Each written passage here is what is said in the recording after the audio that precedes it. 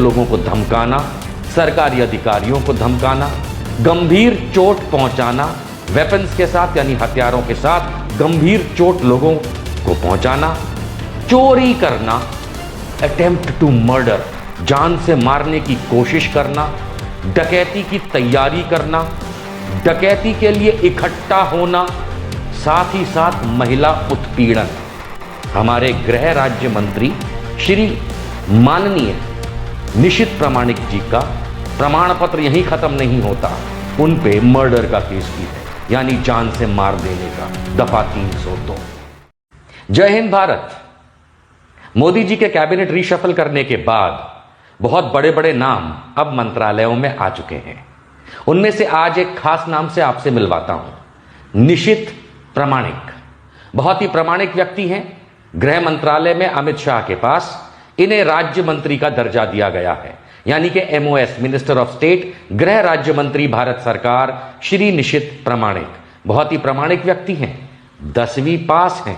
इससे ज्यादा जरूरत भी क्या थी, क्योंकि जो जरूरत थी वो इसके आगे निकल के आ रही है। निशित प्रामाणिक जी जो भारत के गृह राज्य मंत्री हैं, अमित शाह के पास उनकी कुछ खास काबिलियतों पे नजर डालते हैं। 2009 से लेकर के 2021 के बीच में 13 यानी 13 फौजदारी मुकदमे, क्रिमिनल केस उनके नाम पे शोभा बढ़ा रहे हैं। उनमें से कुछ ऐसे भी हैं, गृह राज्य मंत्री के पास आज की तारीख में जो 13 क्रिमिनल केस उनके खुद के ऊपर हैं, उसमें लोगों को धमकाना, सरकारी अधिकारियों को धमकाना, गंभीर चोट पहुंचाना, वेपन्स के साथ यानी हथियारों के साथ गंभीर चोट लोगों को पहुंचाना, चोरी करना, अटेम्प्ट टू मर्डर, जान से मारने की कोशिश करना, डकैती की तैयारी करना, डकैती के लिए इकट्ठा होना, साथ ही साथ महिला उत्पीड़न।